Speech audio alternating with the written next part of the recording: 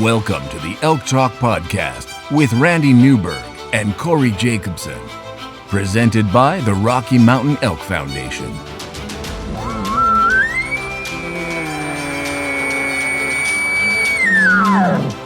The goal is, what little you and I know about elk hunting, we share with people.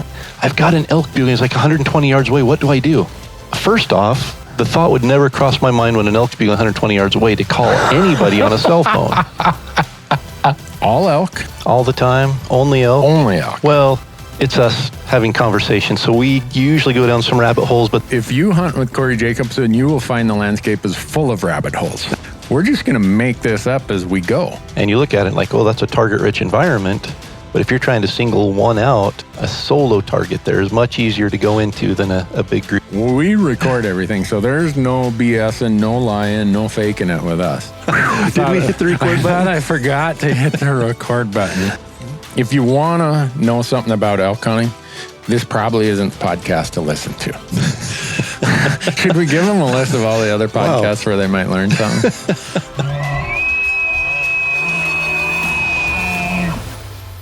The Elk Talk Podcast is brought to you by the Rocky Mountain Elk Foundation, ensuring the future of elk, other wildlife, their habitat, and our hunting heritage. To become a member, go to rmef.org. And the podcast is also brought to you by onX Maps. And with onX Maps, you can know where you stand with the most accurate hunting GPS tech on the market with land ownership maps that work offline. Go to onxmaps.com and use promo code ELKTALK, and you're going to save 20% when you sign up for an app membership at onxmaps.com. The podcast is also brought to you by Gerber. Go to gerbergear.com and learn about the knives, the Vital, the Big Game Vital, the Gator Premium, all the things that we use when we're out in the woods, and not just knives, but also some really cool multi-tools that they have. We're also proud to partner with Sitka Gear. And if you go to sitkagear.com, you'll see their full line of clothing. And their tagline is turning clothing into gear. And they are doing that through advanced technology that allows you to stay in the field longer, hunt harder, and stay safer. The Elk Talk Podcast is also brought to you by GoHunt.com. Go to GoHunt.com and sign up for the Insider. The Insider is changing how hunts and hunting information are found. No doubt about that. Use promo code ELKTALK, and when you sign up for the Insider, you're going to get $50 of store credit, mad money, in their gear shop. And we are also brought to you by Rocky Mountain Hunting Calls. And Rocky Mountain Hunting Calls is the original designer and inventor of the pallet plate diaphragm that's completely changed the way elk calls are made and used. And to find out more and to order your elk calls, go to RockyMountainHuntingCalls.com or BuglingBull.com and use promo code ELKTALK, and you're going to save 15% on all of your elk calls and elk call accessories. And with that, Corey, we are ready to get into it. Let's jump into it. Well, folks, we're here in Park City, Utah at Rocky Mountain Elk Foundation's Elk Camp and Mountain Festival.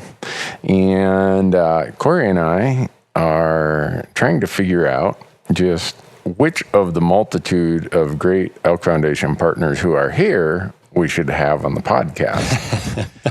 And we said, well, that's easy. Let's go get Kurt from Rocky Mountain Hunting Calls. So, Kurt, you were the first one selected here. Well, that's quite a privilege. Really, everybody else just turned us down. I believe I was going to say, you may find out before this is done, you made a bad mistake. No, we appreciate you taking the time to come and visit with us. You guys are a huge supporter of the Elk Foundation, who is a big supporter of the podcast. Absolutely. I think, Corey, you've known this company for maybe a year or two, or a lifetime or two. I heard about them, several years ago, and just thought, I want to be involved with that company. Actually, it was the old 1970s TV trays in our living room, mounted up with aluminum frames for diaphragm calls, and my dad sitting there watching TV, putting calls together until 10 o'clock at night every night. That kind of forced me to be involved. So anyone who's not connecting the dots that Corey's laying out there, his dad, Rocky, founded this company. Am I right in saying that? You're right. Founded it, started it, and yeah.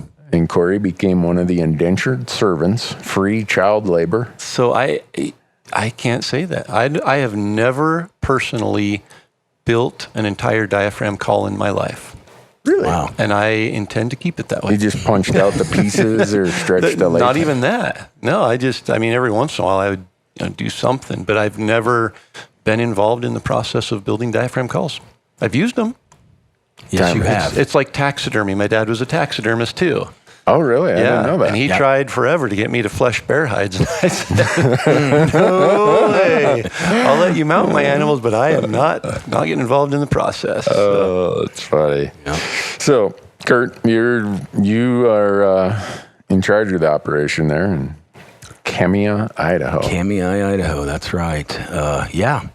On a day-to-day basis, good, bad, or indifferent, and those decisions fall on my shoulders. Oh, So you were, how long ago was it? And in my mind, I'm thinking 5-6 years ago, you came on as the general manager. The GM actually position, Corey, was 3.5 years ago. Oh, well, you've done such a good job. It seems like it's been 5 or 6. Yeah. Now, obviously, I've been involved with the company. I was national longer, sales yeah. manager from June of 2011 until I took the GM position 3.5 years ago. Yeah. Yeah. before that, you did what I do. You produced a little content. You were a moose guide in Newfoundland. You've done it all. Yeah, Kurt's the most interesting man in the industry. We should be playing that music to the Dos Equis commercial. The most interesting man. No, but that would maybe bridge the gap for those that don't know why all of a sudden Kurt Howard was the sales manager for Rocky Mountain Hunting Calls. When I did produce my own television show, we had a program in the mid-2000s till about 2010 called Explorer's Big Game Journal. At the time, Bugling Bull Game Calls was a sponsor. Okay. And I met Rocky through that relationship, and he became a co-host, and we got a friendship started from that. And when the lifeblood of that endeavor was sponsorship money, and the economy in America decided to change the purse strings of several key sponsors of our program. We were at a crossroads of what to do, and I chose to step away from that. And one of my ex-partners, Rex Summerfield, is still a very active TV producer in the industry. I chose not to, and Rocky then, shortly thereafter, approached me about working with him directly for the company. And I became very familiar with the products and using them, and was a huge fan. It turned me into an elk caller, somewhat. Now, I'm in presence of greatness here. I'm not over to that side, the Corey Jacobson side. How about it? My calling skills made me a competent elk hunter. How about that? But anyway, it was just a cool, fascinating connection. I got all kinds of business successes and failures in my past, and one thing led to another, and here I sit talking to you guys as the GM of Rocky Mountain Hunting Calls. Uh-huh. And there's, I don't know, now's probably good as time as any to talk about it, but there's been some other significant changes, your involvement in national sales and then GM. And I think, from my standpoint, and I'm very close to the company, maybe not close to the inside doings of the company because I've never been involved on the business side of it. But when my parents, are the owners of a business, I got to know Kurt really well as the GM and saw firsthand the change in the business side of it. Now, from a development and technical standpoint and invention standpoint, my dad's a genius. Absolutely. I mean, that's absolutely. And for those that maybe don't know, he designed the pallet plate diaphragm back in 1993, 1994, somewhere in there, got a patent on it, sold the patent to Primos. Primos' whole pallet plate diaphragm line stemmed from that patent, and Dad maintained the rights to continue to produce that through that patent. And so from that standpoint, there's been a lot of really cool products that I've seen, some that have made it on the shelf, some that haven't. Most of them started with Bondo. And for those of you that never had a product with Bondo inside your mouth, there may be health detriments to that. Possibly. But most of those designs started with Bondo and an idea. And there's been some really great ones. The downside to it was the business side. And that's something, my dad was a logger. He was an outfitter. And to take it to that next level was tough. I remember we were hunting with a friend one time, and I think I may have been in college or shortly after that. And it was at a time where the business was in every little mom and pop. There were calls in all the little gas stations and grocery stores from the Oregon coast to Montana, because Dad got in the truck and would just drive and stop at every one and demonstrate the calls and give them 6 of them to try to sell. And we were hunting and with a friend who was a very successful businessman on a big level. And Dad was just complaining, I can't get the calls in any chains. I can't get it in Sportsman's Warehouse. And that was the big one for him at the time. And the friend just said, well, you need to try again. And Dad said, I've tried 8 times and have gotten nowhere. And he said, we haven't tried 9 times yet. And that stuck with me. I mean, that was his thing, was you can't give up on this. And I think that's what Kurt brought in, was the connections and the drive to be able to take it. And, there were things that happened that helped it grow from there. But when Kurt stepped in, that growth on a huge business level just was noticeable. And so I'll let you explain, Kurt, from there, what's transpired. Well, like I mentioned earlier, guys, I started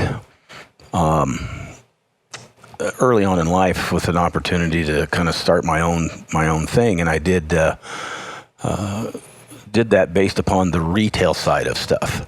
So coming to Rocky Mountain Hunting Calls and being on the other side, the manufacturing side, and then trying to work the distribution, I was able to flip around as a guy that had done retail for the better part of 20 years and understand there is a language, if you will, or maybe it's an unspoken language, but there's some things that some criteria that has to be met to be able to have a conversation with the guys that control the peg space, if you will, in those big box stores.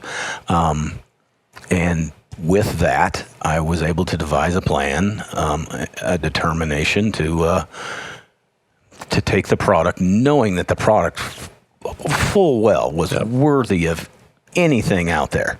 And that was not an obstacle. The obstacle was to break those barriers with those guys that didn't see us relative. Yeah. And there's some business things that or parts of that conversation that aren't about the product, and to know how to communicate to those guys, because they used to communicate back to me. Yeah. And it kind of all fell into place. But I want to remind you guys of something that's very unique.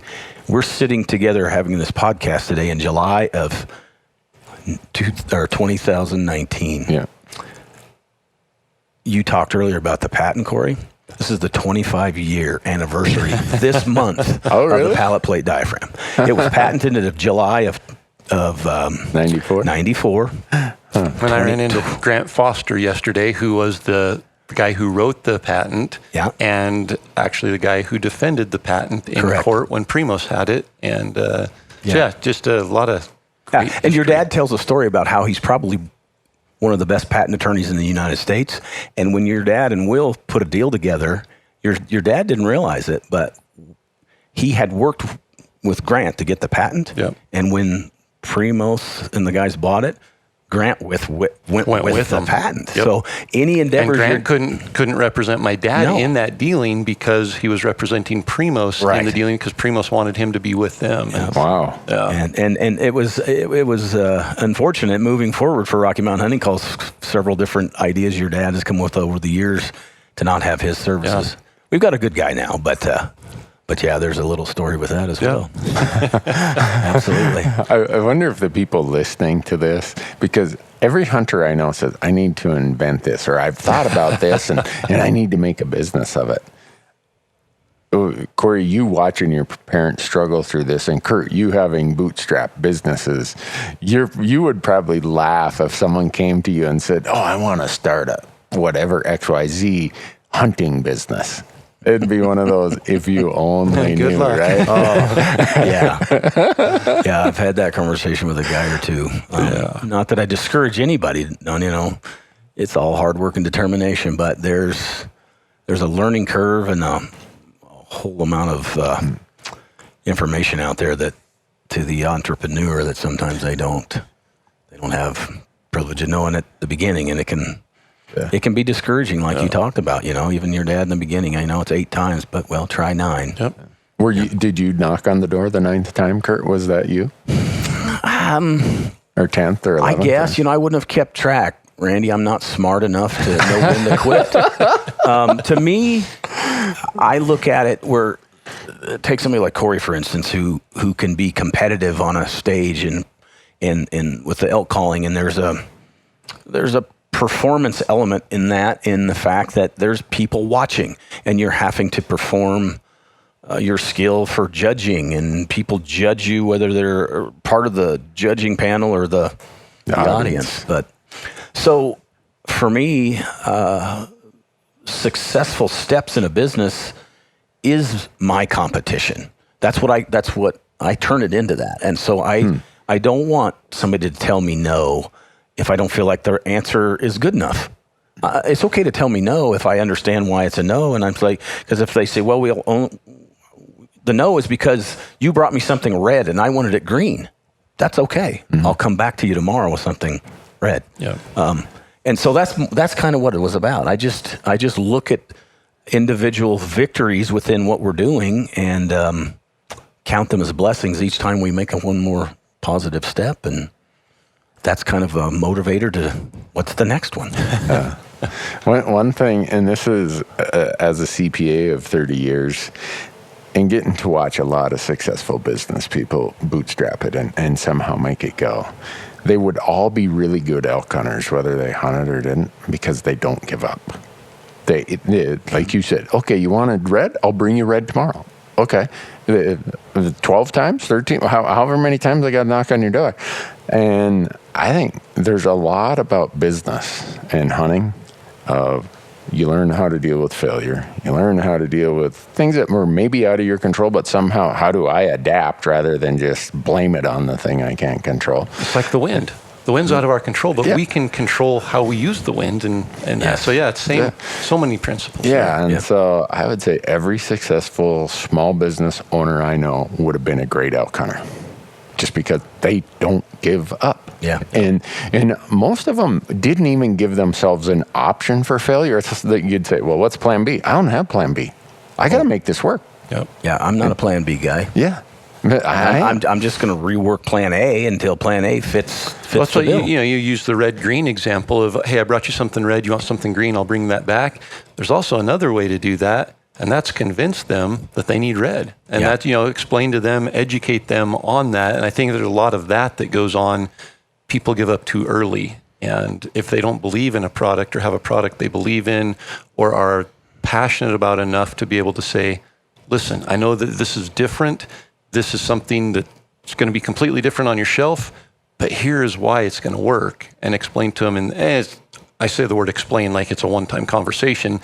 It might be a 3-year explanation that they need, but there's you just can't give up. No matter what your path is forward, you can't stop. No, not at all. And it's like I say, I just count each one of those different places we've been able to place calls as a victory. I place every time we introduce a new call to the market that's successful as a victory. But one of the coolest victories of all is like an event like this, coming up and seeing the cell phone pictures of elk, or people telling you that your product was not the reason, but just a part of what made them successful. Yep. And though that is just the most awesome part of it. It really is. And knowing that we make a phenomenal product that people want to have in their arsenal is another just a happy moment. Yeah. And there is a a level of quality that has to be there for a product. You know, you see people that develop a product that's phenomenal and they're terrible marketers or terrible business people and nobody ever knows about it. And then you see somebody that, you know, puts lipstick on a pig and go and sell it to anybody. Yeah. And there's that side of it. But having a high quality product that is marketed the right way, it starts speaking for itself. I mean, just through those people coming up and showing you those pictures and being able to share in their success is a huge. And when it's a product that is a part of your life, that whether you were in the business, making, manufacturing, selling it, would still be a part of your life if you made your living somewhere else, because it would be mine, guys. I'm telling you.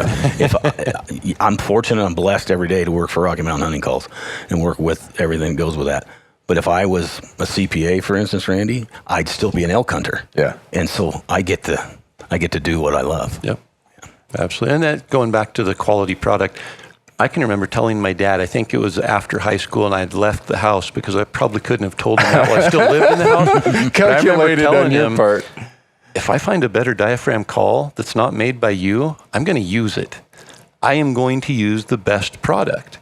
And I don't know if he ever took that as any kind of motivation to keep making better products, but I can honestly say I've had every kind of a diaphragm elk call in my mouth. And there are a lot of good products out there. There are. But when it comes to a quality product that I need to be able to rely on, I'm still here. Yeah. Well, I think at its core, you said it earlier, your dad is insane about his inventive juices. Yep. You give him a project and he just focuses. And give him a toothpick and a bottle of Bondo, and and he can take a sandwich bag and a spring and come up with something. But again,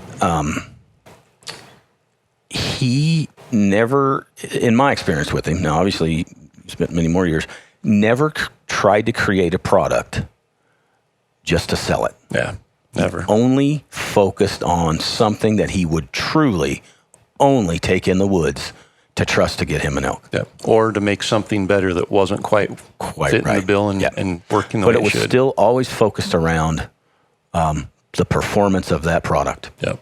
Yeah. And that's what makes it so easy to tell the story about the call. Whether it's a first introduction to somebody about, hey, here's Rocky Mountain Hunting Calls. You may not have heard or seen it, but I don't have to worry about backing up what we're talking about, when we're talking about the product. Do you think in today's world, so many products get, I'll call it commoditized, where it's like, oh, just give me one of those. And people really don't take time to think about what went into it, the design, the features, because you lay every call out there, if we're talking diaphragm calls or we're talking bugle tubes or whatever. I think a lot of people are like, yeah, that'll do. But I wonder, is there just, is part of the job more information out there, which Corey can give the world lecture on every little intricacy of a call, so that people can make the decision based on the best information. And Kurt, I know you're confident, like, bring them on. If people have the information, they're going to end up with our call. One of the things that's interesting, I think you guys will find interesting, is when I took the GM position, I had a relationship with a gentleman named Mike Matley.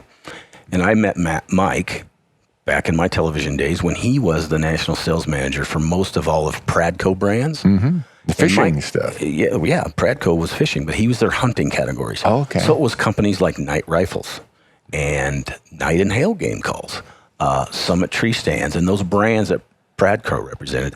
But I got to know Mike through that endeavor, and I knew he had a skill set that was amazing when it come to marketing and stuff.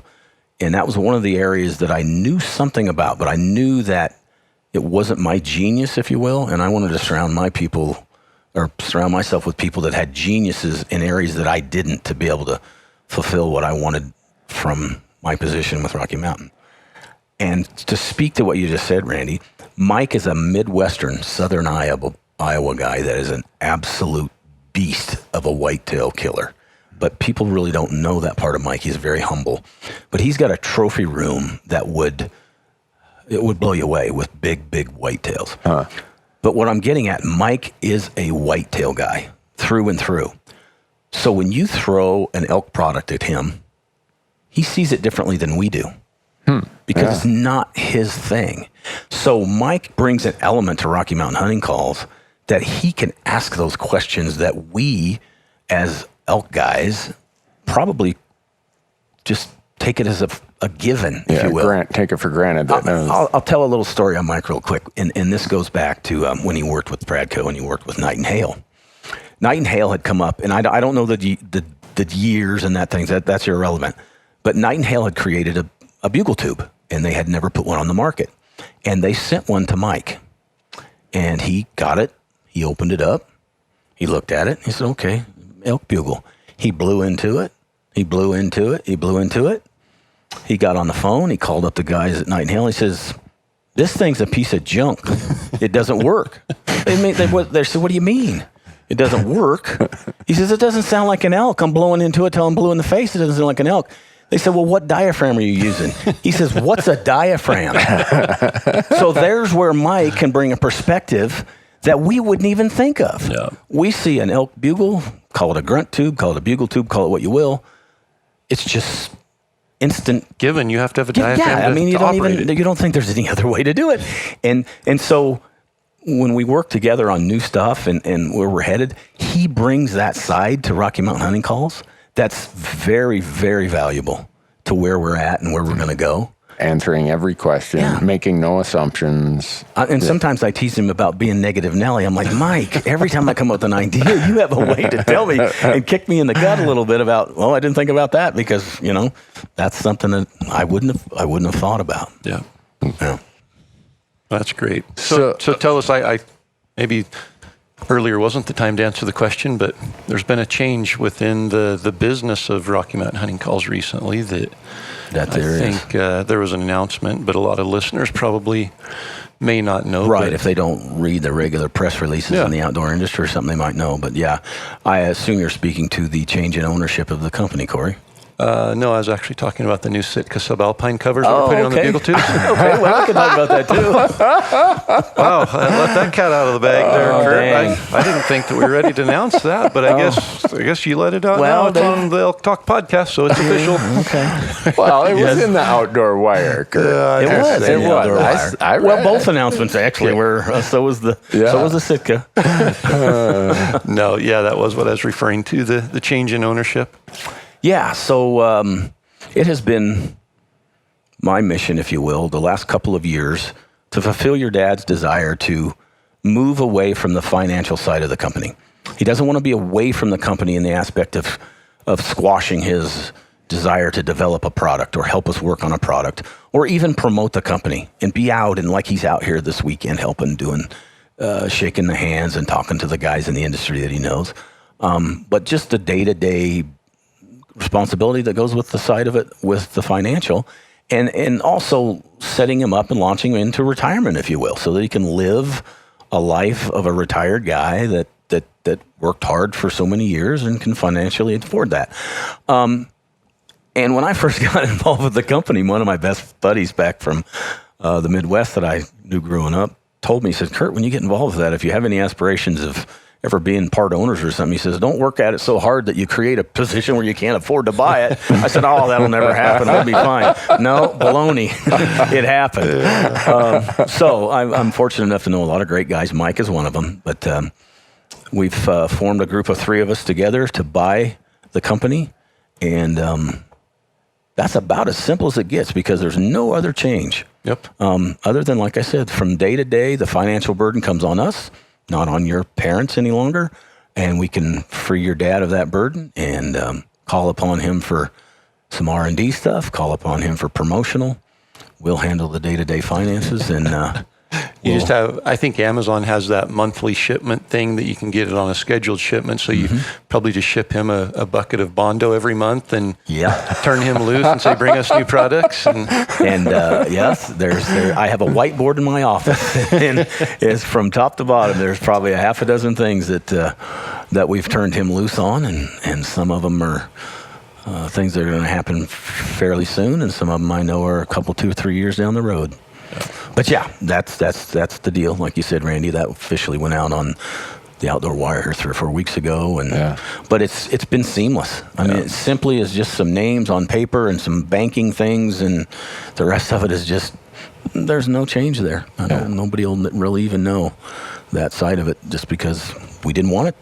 Yeah. No, that wasn't the purpose to change anything. No, it was just to restructure the financial side of the business. Like I said, your dad is a day or two older than me, and was ready to take that next step, if you will, as far as retirement and getting out from underneath the financial side of it. Yeah. So all these new products, Corey already just let one out of the bag. We saw it today when we were down there, and people were walking around with the new Sitka bugle tubes. Yeah. Yesterday was the first day we were officially launched it for sale. Yesterday. Yeah. That's been a long time coming. You know, we did the Linguist project with Sitka back in 2016. And as part of that, they had the idea, we want to create a custom Sitka cover for bugle tubes. And we'd like to talk to somebody at Rocky Mountain Hunting Calls. Who should we call? So we'll call Kurt. I'll call him for you and let him know that you're calling. And they said, I don't remember what they ordered, 100 or 200 bugle tubes. They built the covers for them, and it was to promote their new subalpine pattern that was launching that same year. Mm-hmm.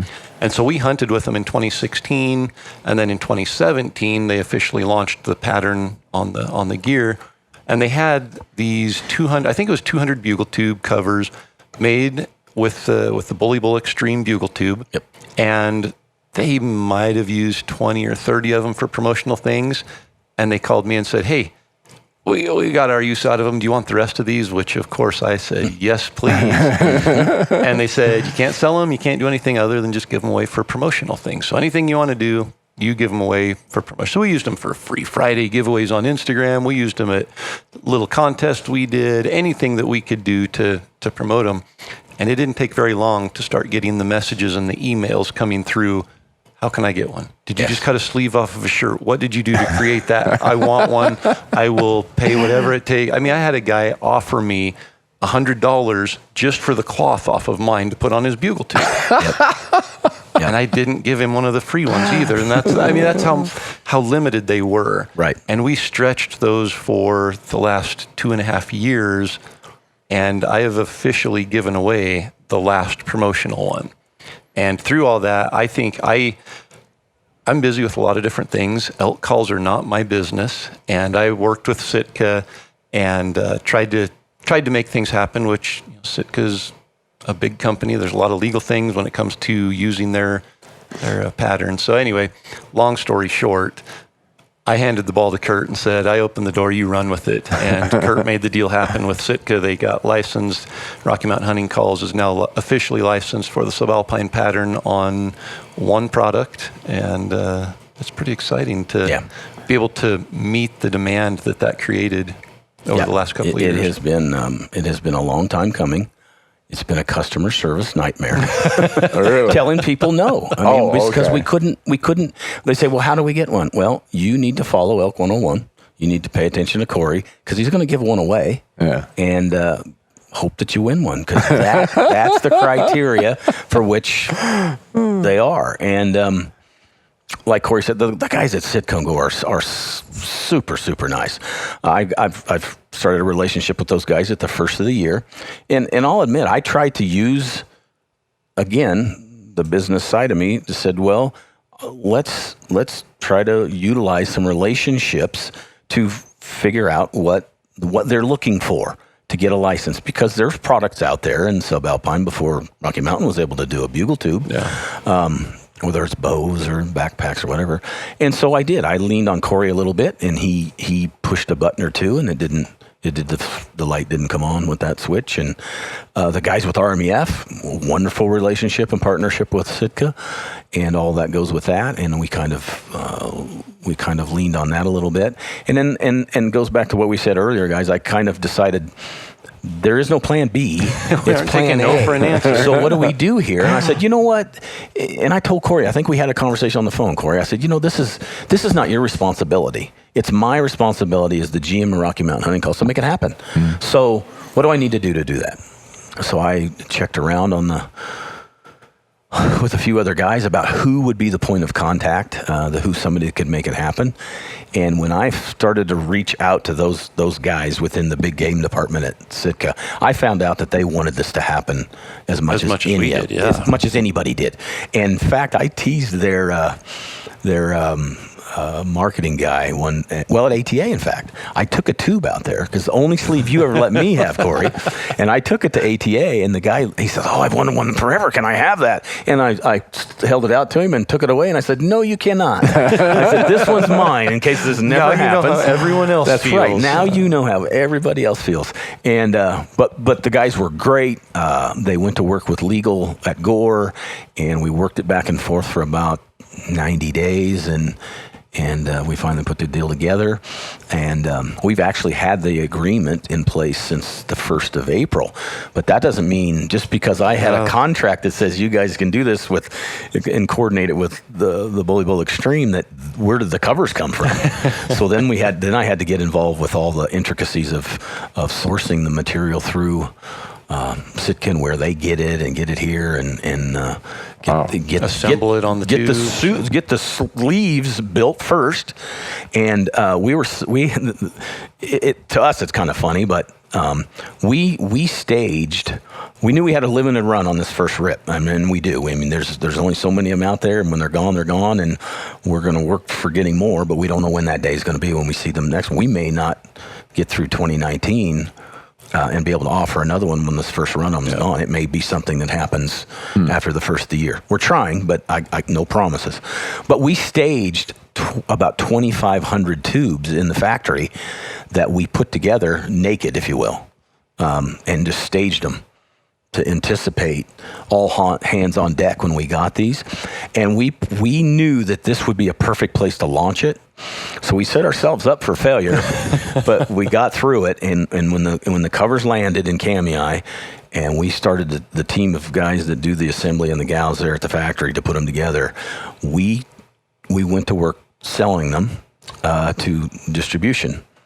Whether it's the guys at Black Ovis, whether it's the guys at Sportsman's Warehouse or whoever, to get that message out. Because the last thing we wanted to do as a company was to turn them loose for sale and not honor our partnerships with retailers and give them a chance to not and have it come up as a surprise. Yeah, because they're placing orders right now, or previously for orders to be shipped right now for hundreds or thousands of these tubes. And they might order them and realize, hey, I wanted 500 of those in the Sitka cover. Exactly. And so that conversation had to happen ahead of having the tubes ready. It had to. And we set ourselves strategically up for a launch yesterday officially, and then made them available here on the grounds to buy from us at our display here. And then come Monday, everybody will have free reign to advertise them and sell them. But for now, it's a captive deal. They're only for sale right here. And all of our vendors know that, and they worked with us to do that. And there was some strategy involved in that. We've got some great partners in Canada. And Corey, I don't know if you know it, but you got a big following up there too. And those guys know the Elk 101 brand. They know your products. They know they want that. And we've shipped a pile of them up to the Bass Pro Cabela's is up there, which again, for strategy reasons, we actually had to fill that order first. And it had to leave on a freight truck headed to Canada because of all the international stuff to get it, so they'll have them available. So yeah, it's been a great deal for us. I think it's going to be a home run for everybody. But there's been some intricacies in announcing it and being able to provide it and hit all those deadlines. And so for the folks listening to this podcast, they are available online at this point. That's correct. Today with us sitting here, they're not available. By the time you hear this, they're available, and hopefully they're not sold out, it sounds like. Hopefully not. Yeah. Yep. And so they'll be available just in limited retail locations, mostly online retail, but very limited initially until that next order comes in. But some of the key players that are big retailers of the Sitka clothing itself, they jumped on, and I don't know whether naming names at Sportsman's and Shields and stores like that, but they're huge partners with Sitka, and they're very interested. So there'll be some that show up on some pegs, but obviously, and online, I think Elk 101 store is the place to get them if you want to. And Elk101.com. You don't need to cough like that, Corey. My goodness. Gee. Well, Kurt has to be careful because he's in a position where he can't play favorites to a retailer. I know that. So I was playing favorites, and with Kurt sitting here, I just coughed as a courtesy. Well, I get that, but I'm dumb and ignorant to that kind of stuff, so I just blurted it out. It's our podcast. We did secure a large quantity of bugle tubes that will be available on the Elk 101 store and the Sitka subalpine cover pattern. Absolutely. So, other product development. You guys are always cooking something up, Kurt. Mm-hmm. I mean, when I went over and did the factory visit, there's all these things in different stages of this is like version 33 and whatever. And any peek behind the covers or behind the curtains that you want to talk about, or is it just it's too top secret? No, nothing's top secret. I mean, we want people to be excited about the company and what we've done, and obviously what we're going to be doing in the future. I think we do elk very well. I think we do it very well. Mm-hmm. I think that speaks for itself. But we have a few things with the elk world that we're working on. A couple of those projects we're going to bring Corey in on and help develop. But I don't think we can reinvent the wheel, if you will, with that. And I don't think there's any need to. But there's a few things that'll come later with that. So I think what our focus is going to be is some of the other categories for Rocky Mountain Hunting Calls. We're not just one-dimensional. Yeah. We released a brand new line of turkey calls this year, mm-hmm. and it hurt. And I'll tell you why it hurt is because we had to concede a year ago after multiple years of trying desperately to make a relevant turkey call that a pallet plate style turkey call is not the best turkey call. A flat diaphragm makes the best turkey call.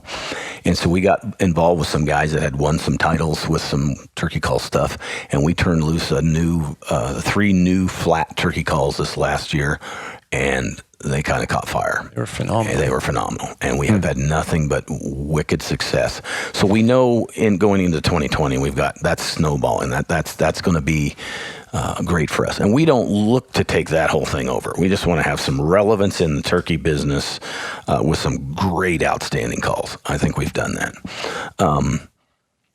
One of the other areas that we've been very successful with, but kind of flies under the radar unless you're a hardcore predator guy, is our predator stuff. Mm-hmm. And so we have some very exciting stuff that we'll be coming out with in 2020 with that.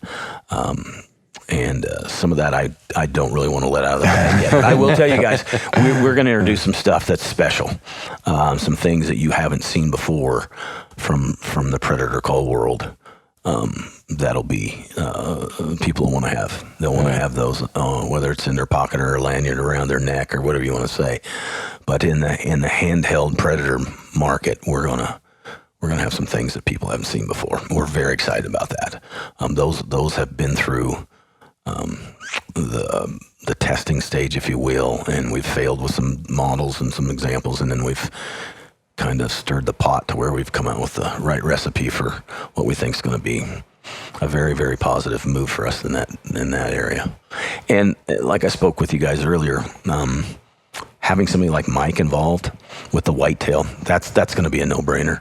Yeah. We'll have some really cool whitetail stuff too. We got a guy that worked with one of the most successful whitetail call manufacturers for years with David and Harold from Night and Hail.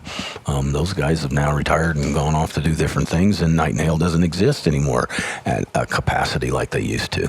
But Mike worked with him for years, and he knows some things that a lot of guys don't know about whitetail. So we're working on some of that stuff as well. So I like I said, we're not one-dimensional. We know what we do well, and we know what we do best as elk, and we'll never forget that. But I think our customers deserve a Rocky Mountain Hunting Call in those other areas that participate in hunting that's not elk.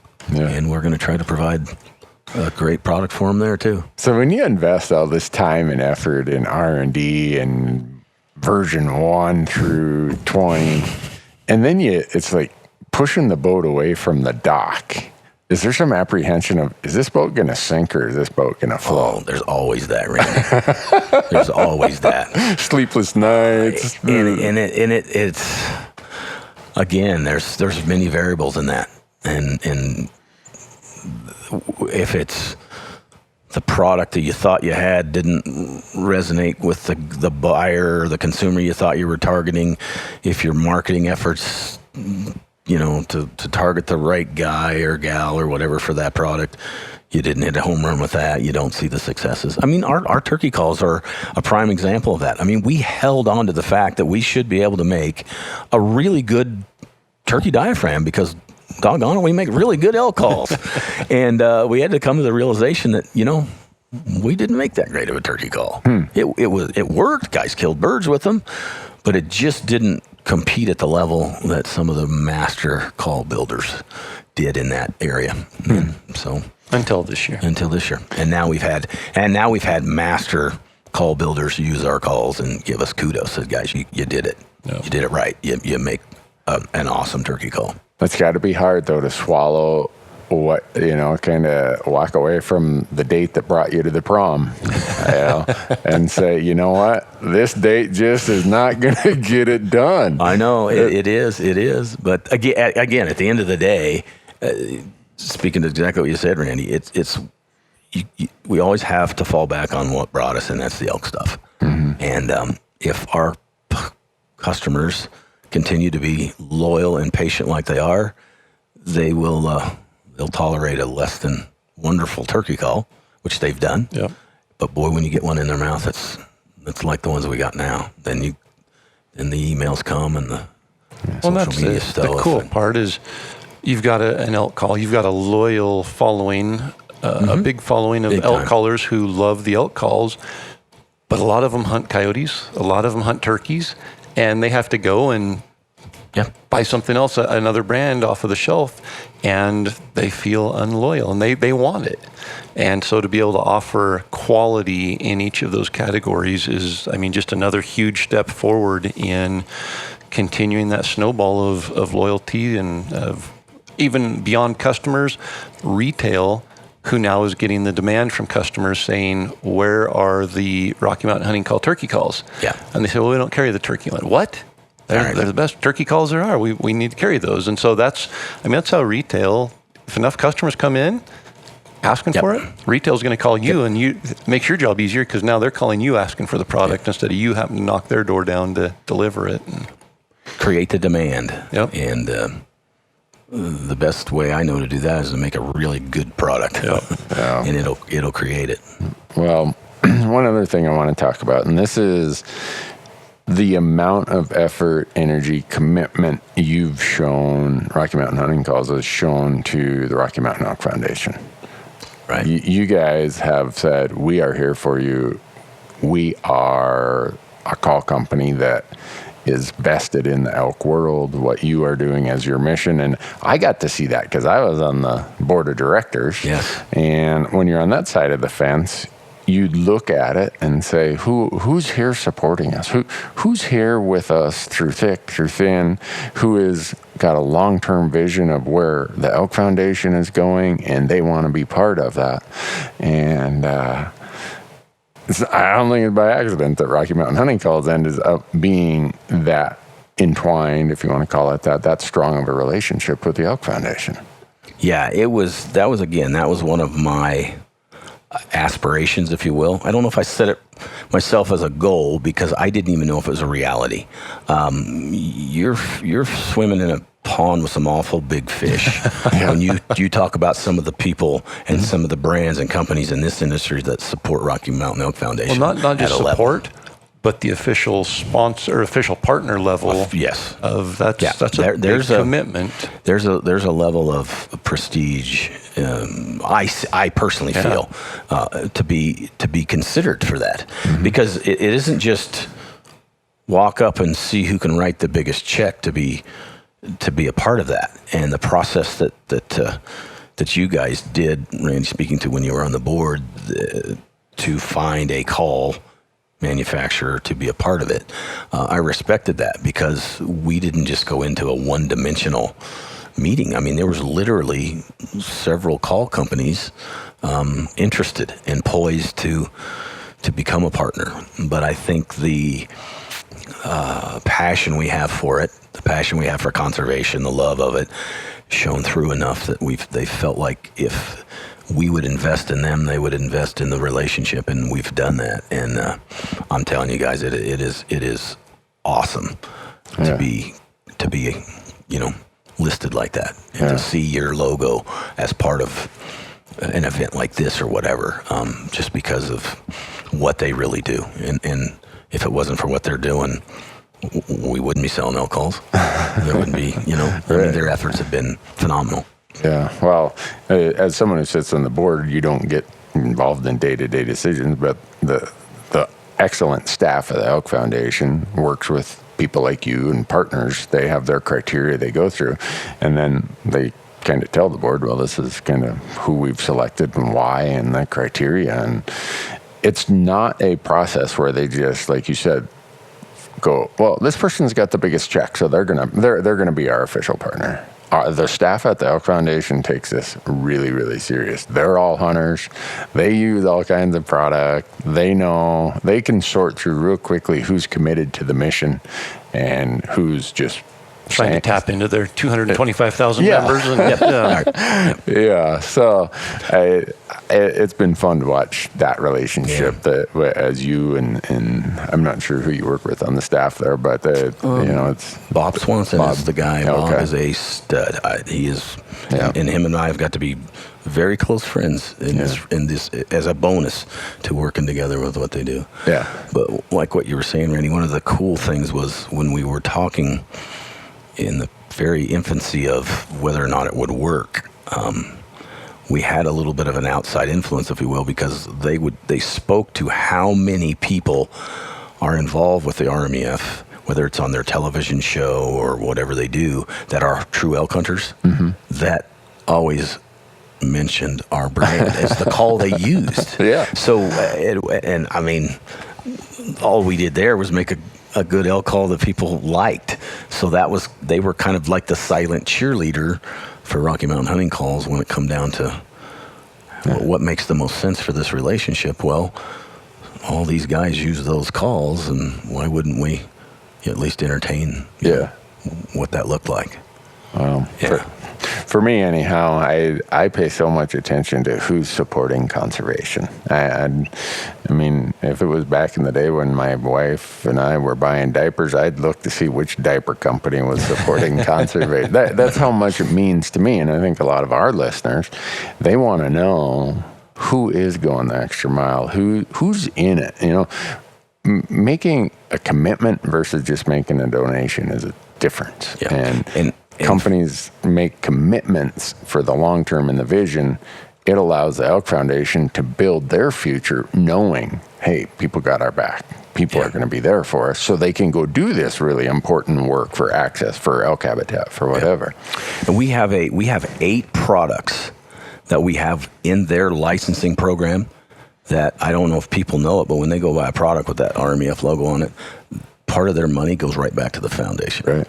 And we have 8 products. We're proud to have 8 products on shelves all over the country that when they buy those, we turn around and write a check in addition to other things that we help donate, or not donate, but contribute to the partnership as an extra. And the more Rocky Mountain Hunting Calls grows, the more those products are purchased, the more dollars come back to conservation for the guys at RMEF. And we're all over that. Yeah. We love that. Well, they just announced tonight at the banquet. We sat there at the dinner, and they talked about a project in Montana that they were adamant that they support, and they needed to raise $2.5 million to be able to purchase a huge tract of land that had recently been blocked off. And I forget how many thousands and tens of thousands of acres of public land behind it were completely choked off because of this graphic showed gate. 26,000 acres. 26,000 acres of public land that had been available and now shut off because a gate had went up across the road and there was nothing anybody could do about it. So the Elk Foundation took the lead and said, we need to raise money. We need to buy that land. And they put themselves under a time frame. Yeah, by the end of the year. Before elk season 2019. That was that's what ended up happening. As of today, right. That's right. It took them 9 months. They brought in that money from the support of members of the Rocky Mountain Elk Foundation, and they are working to purchase that land and have that gate opened by opening day of elk season this year. Yeah. Which is huge. People don't understand the minimal amount of obstacles it takes to shut off public land, and the effort that's required to overcome those obstacles that the Elk Foundation puts as their mission for us and for elk. Absolutely. Yeah, and to add to that, Corey, there's often the misconception that the Elk Foundation holds title to the land, and they don't.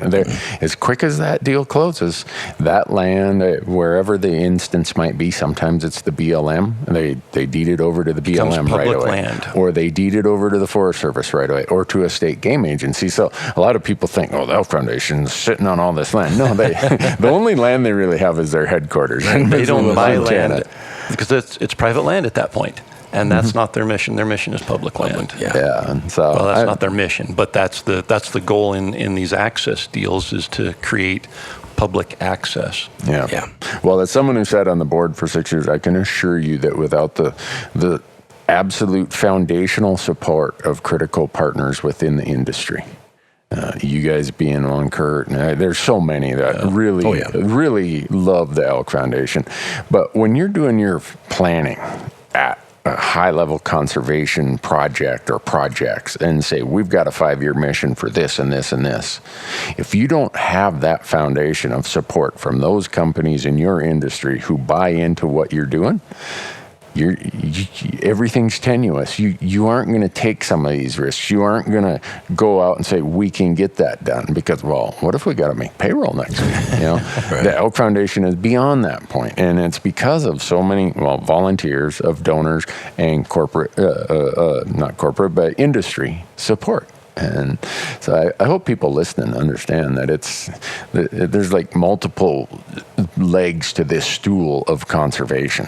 Right. And every one of us have a role to play. And that's why, like I said, if someone was selling diapers that supported conservation, I'm that much of a supporter for the cause of conservation that I'd go advertise for those diapers. But, so Randy, is it appropriate now for me to plug in, and I'm on the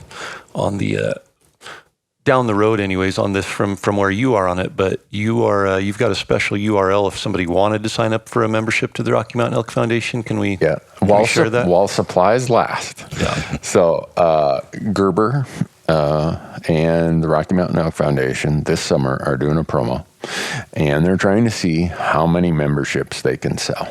And so it's rmef.org, like their website, /Gerber. And you go there, you sign up, and they send you a $40 Gerber Vital knife. With the RMEF logo. With the RMEF logo on it and everything. So you can't afford not to. Yep. Right. You get a knife worth more than what the You spend $35 for a membership. You're a year membership for the Rocky Mountain Elk Foundation. That money goes to projects just like that one at Falls Creek in Montana to open up access to conserve elk and elk habitat, and you get a $40 knife. Yeah. So, when you told me about that, I thought, why didn't I get invited to help be a part of that? And so I don't know, Corey. They figured you're really busy or something. They figure I'm sitting there just twiddling my thumb. I guess so they said, let's give Randy something to do this summer. No, it's a phenomenal opportunity for somebody who's on the fence and thinking $35 is a lot of money. I need to buy a knife for this season. Now you can kill 2 elk with 1 stone. Wow, 2 elk with 1 stone. Did you catch that, Kurt? I did. Well, in Idaho, we can get 2 elk tags. So okay. Yes, well, we can. and that gets to a point, a lot of people say, well, what can I do for conservation? A $35 membership, a lot of people are like, well, that's not going to make a difference. Well, when the Elk Foundation, I chaired the board's government affairs committee. So when we're dealing on policy issues, when I was there and even today, when you show up in DC and say, we've got 225,000 real avid members and 12,000 volunteers, every senator, every congressman, every secretary of whether it's Interior, Ag, or whatever is going to listen to you. Yep. So every one of you who are listening, just cumulatively, all those memberships, even if they're only $35 membership, give the Elk Foundation a pretty big bat to swing with when it comes to representing our conservation interests, our wildlife interests. And so if you're wondering, $35 and add your voice to what we do. Right. yeah, and so it's just fun to watch how industry supports it. Private people support it.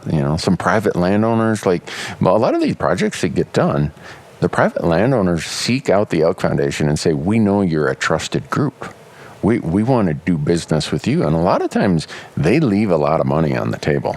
You think about this. They're trying to get top dollar in real estate. They say, we want to be involved in making this happen. The project you refer to, that family could have sold it for a pot full of money. I mean, think about, hey, here's my 640 acres. It controls 20,000 acres. Yeah.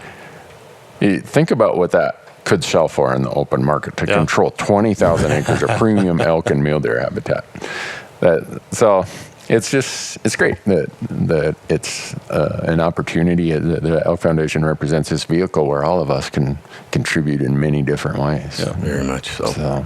That's cool because, for us with the Elk Talk podcast, Rocky Mountain Hunting Calls, Gerber, the Rocky Mountain Elk Foundation, those are all supporters of our podcast who tie back together into conservation. And so I think just that synergy there of being like-minded and it just working together makes a huge difference. Yeah.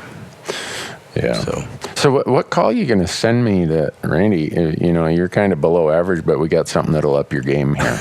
Is it you got something that's because I have 2 calls that my camera guys know don't touch those. Those are Randy's, and so they'll say he's got a whole pile of those blue ones with the that look like they're brass and gold. I'm like, yeah, don't be touching my Reapers, man.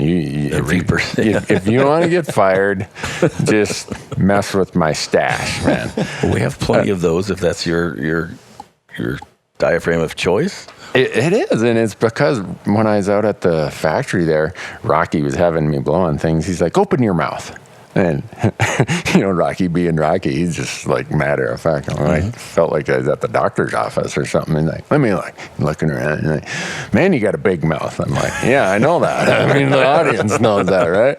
But he found one that was a little bit wider and a little bit flatter for the fact that my mouth is shaped differently. And all of a sudden it's like, I am a good elk caller after all. I'm not very good, but I'm better than bad anyhow now. That's one of the things that he taught me in the beginning was not everybody has the same mouth. So we make almost a ridiculous amount of diaphragms for sizes. Mm-hmm. With Corey, your Elk 101 line is a higher raised dome than the one Randy's referring to in our new GTP line. There's the original pallet plate versions. Some of them are wider, some of them are narrower, because everybody does have a different mouth. But so there is, even though it seemed weird, Randy, there's science in that. And if you would watch us at like our events, when we do these public events, like we're here with a booth and stuff, we do that a lot. Yeah. We look in somebody's mouth and say, "Oh yeah, you're with the pallets. If it's super high arch, and man, these Elk 101 calls will be right for you." But so if you got a really flat mouth, you need to create an app where somebody can send a picture of their mouth, and it will automatically pick the diaphragm for them. That is or an a selection idea chart. Maybe they could just say, "We've got a tall, narrow palate. Which diaphragms would fit me best?" Because that's when you come to a show and somebody says, "I can't use a diaphragm," you spend 5 minutes with them just figuring out why they can't use it. And 90% of the time, they can use a diaphragm really well if they get the right one. It's the fit. Yeah. I bring that up because of my own personal example. I struggled with diaphragms forever. And then back to my reference earlier about information, I think hopefully listeners who might be saying, well, I've never been able to use a diaphragm. Well, if they would research, here's the whole product line of different sizes and shapes and profiles that Rocky Mountain Hunting Calls have. they're probably going to find something that works, and they're going to have that same aha moment of, you can do this. Did you hear that? I sounded like an elk. Yeah. For anybody that's out there and they hop on our website to get information, they'll notice that every diaphragm we have it listed as a novice, an intermediate, or an advanced collar. And that was one of those things that Mike brought to my attention a couple years ago. He's like, Kurt, we make all these diaphragms, and we don't, how does a guy know to pick? There's so many. And a light came on because we get so many customer service calls about, I'm new to diaphragms, what should I use? Or I've used this with success, what would be next for me? And that was kind of one of those things that I never thought about because of, again, being too close maybe to the relationship to what we're doing with the product. And Mike says, why don't we do that? And we did. And now we have it on the packaging, and it's on our website as well. So somebody can get on there and look at them. So the reefer that Randy uses, is that a novice? Or Got to be if I'm using it. Honestly, it's not. Well, that reefer is not a novice. Is it advanced? It is a intermediate call. Okay. Yep. So is Randy an intermediate caller because of that? I'm below average. Remember, I'm below average at everything. I'm You gotta striving quit saying to be that. You're average. just too used to telling your wife that to get you out of mowing the yard. And True, you use but that in I'm everything. below average at that. yeah, exactly. See, Like I've said, how many times, the only thing I excel at is not quitting. I'm just too bullheaded to quit.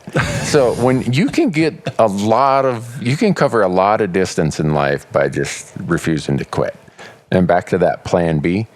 In my entire life, I've never had a plan B. Like when you said, Kurt, that I didn't know what a plan B was, that's the way I've approached my life. People are like, well, how did you build this business and that business? How did you get into this industry, huh? I said, I'm going to do it. I didn't say, well, if it doesn't work out, I'm going to go back and do this. And so you do that, it's too easy to turn around when you hit an obstacle, when you have an out, and so you just don't give yourself an out. So I'm living proof that below average still can get you somewhere in life. I mean, not as far out there as if you were above average, but whether it's below average elk collar, below average hunter, below whatever. What was it from Alice in Wonderland where I don't remember if it's the cat or the rabbit. I haven't watched it for a long time, but said something about the fact of how do I get there, or what road do I take? Where do you want to go? Well, I don't know. Well, then it doesn't matter which road you take. If you don't know where you're going, you can just take any road, and just as long as you stay on that road, you're going to get somewhere. So true. Well, are you excited for the season coming up, Kurt? You got some fun stuff, or are you just too busy working? No. I got a couple of cool hunts I'm doing, and I'm excited. I'm excited about it. Good. Yeah, we've got so in our office, we are doing hunts in September. It's crazy. I've got camera guys scattered all over. We've got a Nevada elk hunt. We've got multiple Montana elk hunts. Got Wyoming elk hunts. It's like, if someone wanted to come and rob my office, September would be the month to do it because there's going to be nobody there. It wouldn't be until October that we filed the police report that we've been burglarized because no one's going to be back till then. So we're excited. Our crew has been practicing and researching, and that's what it says on our whiteboards, the year of the elk. Well, I'll spend a little time with a bow in my hand in Idaho, and then I got fortunate enough to get Montana decided I was worthy of having one of their permits. So we're gonna. Mike also drew that. We're gonna venture over into your neck of the woods and see what Montana has to offer. And cool. And then there's always that backup Idaho in there, Corey. If everything goes great, there's always that other one that they'll let us get Idaho and try a little bit more of it. So well, it must have been a good year for Montana because I drew one of those $800 grouse permits myself. I go over and hunt grouse with Randy with an elk license in my pocket. This year he decided he's not coming in archery season because that's I'm hoping the grouse will be hibernating by the time I get there. See, that he wouldn't admit that until just now, Kurt. But I said, well, why not October? Well, I'm kind of busy. And then he's like, well, what's the grouse situation in November? I'm like, they're all gone. They're either migrated up high, the blue grouse, or the roughs are down. You never see any in November. He called me back about an hour later. Why don't we do November? Because he gets tired of my distractions. So it's all right. It's safe to say that one probably won't be with a stick and a string then. We're gonna take rifles. Yeah. And I've in my life I have shot one elk with a rifle. So this will be an adventure. We've got 12 llamas. Is that right? 12 llamas. Bo says he wants to bring 12. And Randy was talking about he's got 2 heated wall tents, and I got really excited. And he said, and they'll be for like changing clothes and cooking and eating in. Yeah. But we'll sleep in regular tents. And I'm thinking, I'll eat out in the snow, but I'm going to sleep in a heated tent at night. Absolutely. He'll probably let you and Donnie and Matt from Onax sleep in that heated tent, but he, like last year when we did it, the Gerber guys came with us. He's like, hey, Randy, I only have room for the Gerber guys in the wall tent. So you and the camera guys Me and the outside. camera guys, we pitched our tents out there, and we were over there shivering with our chicklets chattering. And hey, open the door to the wall tent. It's getting awful hot in here. Yeah, that's what you'd hear. Or you'd hear them in the morning like, oh, man, it's nice to have dry socks. And we're over there like putting on clammy stuff that had froze overnight. So I mean, taking llamas and having a heated wall tent sounds like a cush hunt, but we're going to be going over a pass that's 9,000 feet in November. I was going to say, I've hunted Montana in November. Yeah, we're gonna. Sometimes the word winter got invented. That side of the Rocky Mountains. I think that might be, for us in the United States, they may have invented the word winter. Well, I'll go check it out before we head in there. Because I'm sure you will. Looking for grouse, probably. If I climb up there and it's that tough, Wait a minute. We'll find Plan B. I'm not going to post Did you not say that grouse migrate to higher elevations in November? Do. Yeah, bluegrass do. And is it coincidence that you're taking us up over a 9,000-foot pass? No, because when I'm going over a 9,000-foot pass, I'm looking to get back down to 7,000 feet. With grouse in your backpack. No, that's the one time a blue grouse is safe. Does your wife know that? No, don't tell her. My wife has a big grouse problem. But no, it'll be fun. It will. For the following year, though, you got to promise me that we can hunt in a bugling situation, so I've been trying to take more notes. Corey to tag up with me and do that I last would give decade. Anything I know. We just haven't made that stretch work. the rud out another month. Yeah, I wouldn't go year-round because we'd all be broke and divorced if elk rutted year-round. But if we could get 2 months out of it, I think we could walk the line there. Well, this year in Montana, our archery season goes to mid-October, and they're usually still bugling there. Yeah. If you can, it seems to me, I'd be interested in what you guys think. But when I see a bunch of elk acting crazy in October, they can almost be crazy or ruddy when there's just one estrus cow that came into a late cycle than when there's multiple to choose from. Yep. You can definitely tell which herd has the estrus cow that is in a second cycle. I mean, it's crazy how vocal they get in October when they're turned on. There's a greater risk they're not going to be vocal, but... We'll make it happen. Maybe we can invite Kurt to come with us, and there you go. 3 of us can go and stay in heated wall tents. If I'm not mistaken, Randy, you can tell me, but if I don't kill one with my bow in September, I would still have a tag in my pocket. There you go. In the great state of Montana, when you buy an $800 grouse license, you can hunt elk from September through the end of November. Yeah, that's right. Season closes December 1st this year. Oh yeah, I might be picking somebody's brain if it doesn't come together with a bow in September. Well, you just give me a call. I'm usually looking for people who want to go for a hike in the woods in November. You might want to go talk to those Gerber guys who hunted with me last year. Say, there's a reason you're always looking for somebody to hunt with. I bet. They didn't have a lot to show for their efforts. They tried hard, but...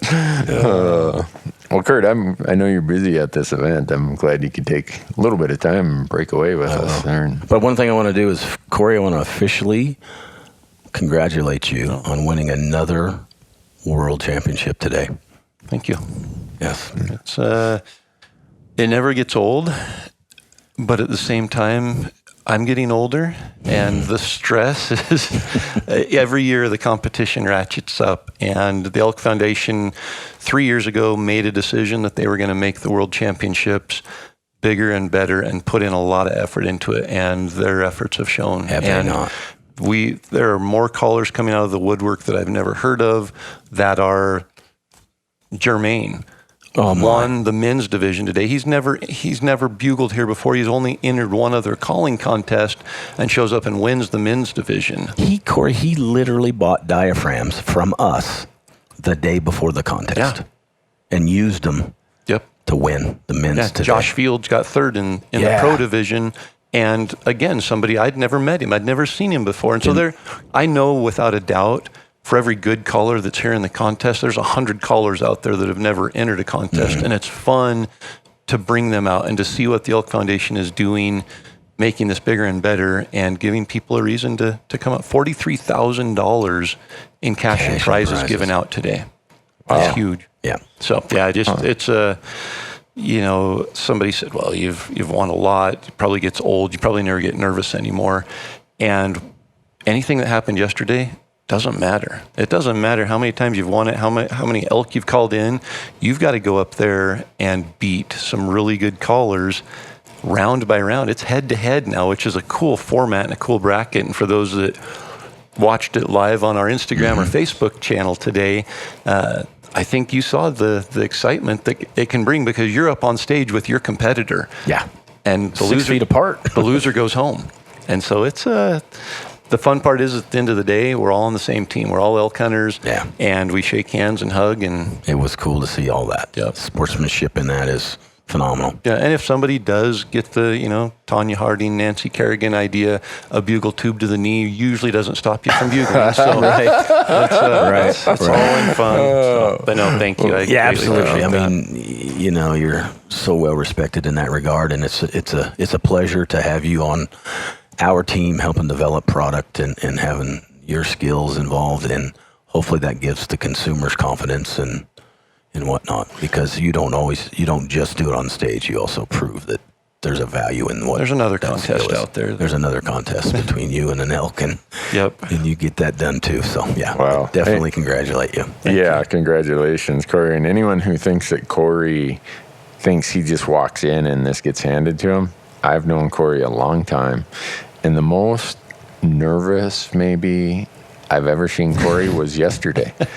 And I'm like, how you doing? He's like, have you seen that bracket I'm up against? He's like, those are the best elk callers in the world, and they are like really, really good. He said, I'm probably going to get cleaned. And they all called very, very well. And anybody in our bracket, honestly, anybody in the bracket I was in could have been in the finals. There's no doubt. That's how good the competition is. And 10 years ago, there were good callers, but not that deep in the brackets, not like it is now. It's fun to see. It's fun to see that we didn't used to practice. We used to call elk in September, and that was it. Now people are practicing elk calling year-round and taking it seriously. Yep. Yep.